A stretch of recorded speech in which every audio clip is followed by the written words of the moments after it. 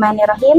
Assalamualaikum warahmatullahi wabarakatuh. Alhamdulillahilladzi ja'ala syahru ramadhana akramus syuhur, futihat fihi abwabul jannah wa ghuliqat abwabun nar. Syahru awwaluhu rahmah wa awsatuhu maghfirah wa akhiruhu itqum minan nar. Allahumma shalli wa sallim ala nabiyyina Muhammadinil mukhtar wa ala alihil athhar wa ashabihil akhyar. Amma ba'du. Alhamdulillahirabbil alamin. Tentunya kita sangat berbahagia dan bersyukur kepada Allah Subhanahu wa taala di mana kita masih diberikan kesempatan sampai detik ini dan diberikan kemampuan untuk mampu membuktikan keimanan kita dengan menunaikan ibadah puasa di bulan Ramadan 1446 Hijriah. Rasulullah sallallahu alaihi wasallam bersabda, "Rogima anfu rajulin dakhala alaihi Ramadan, summan salaho qabla ayyub farolahu." Rawahu Tirmizi. Celakalah bagi seorang yang berjumpa dengan Ramadan, kemudian Ramadan itu berakhir dalam keadaan Allah Subhanahu wa taala belum mengampuni dosa-dosanya. Hadis riwayat Tirmizi. Dijelaskan di dalam sebuah buku karya Ustadz Abdul Aziz As-Sodhan yang berjudul Puasa Tetapi Keliru, di mana terdapat 5 golongan manusia yang menunaikan ibadah puasa tetapi puasanya tidak bernilai di sisi Allah Subhanahu wa taala. Apa saja di antaranya?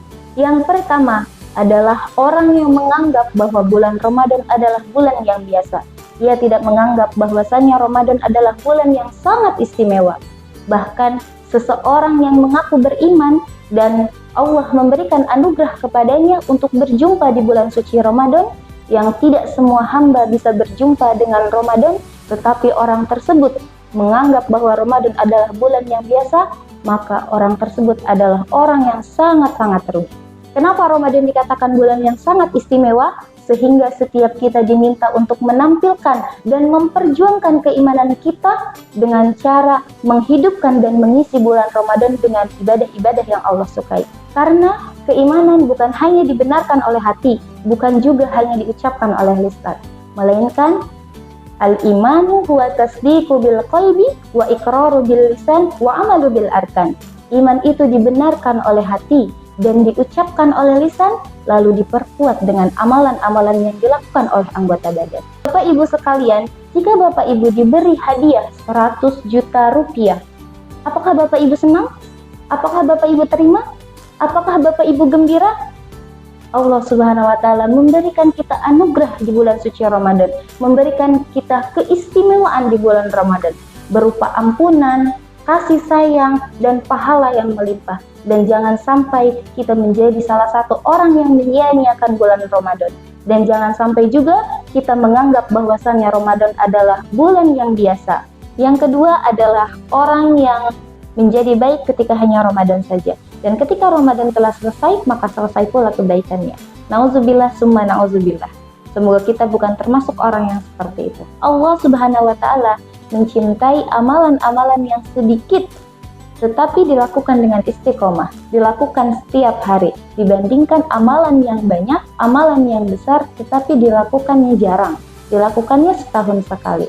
Yang ketiga adalah orang yang sebatas menahan lapar saja dan malas-malasan dalam beribadah. Orang yang malas-malasan dalam menjalankan ibadah puasa ini menandakan bahwasannya imannya lemah dan bermasalah.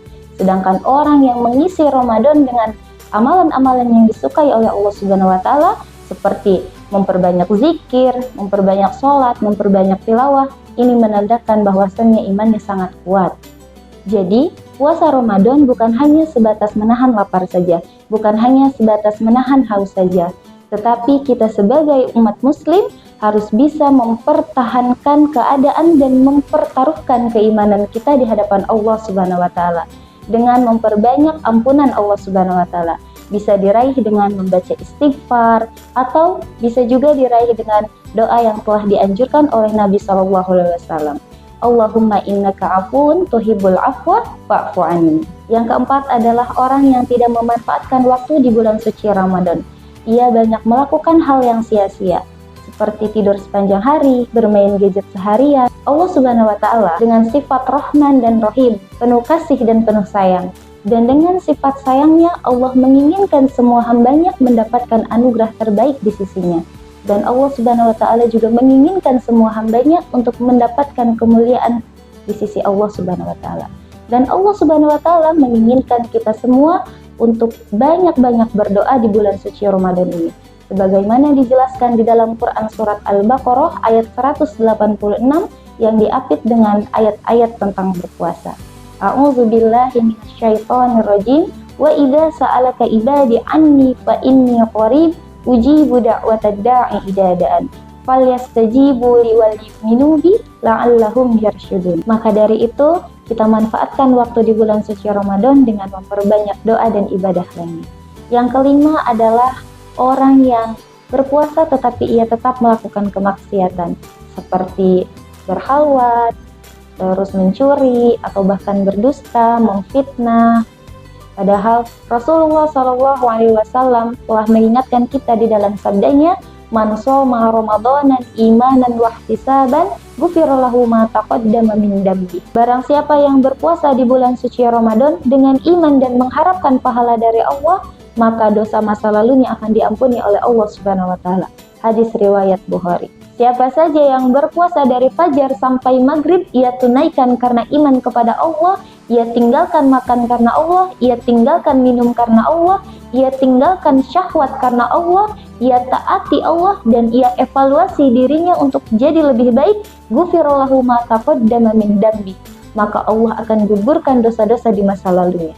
Bapak Ibu yang dirahmati oleh Allah Subhanahu wa Ta'ala, semoga dosa-dosa yang telah kita lakukan mendapatkan ampunan di sisi Allah Subhanahu wa Ta'ala.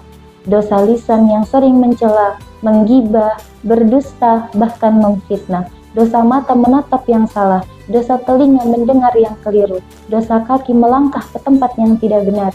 Dari ujung kepala sampai ujung kaki, semoga Allah mengampuni dosa-dosa kita dan diisi dengan pahala yang Allah berikan kepada kita. Terima kasih. Wassalamualaikum warahmatullahi wabarakatuh. Si fulan pergi berkelana, pulangnya mampir ke desa. Untuk kamu yang di sana, selamat berbuka puasa.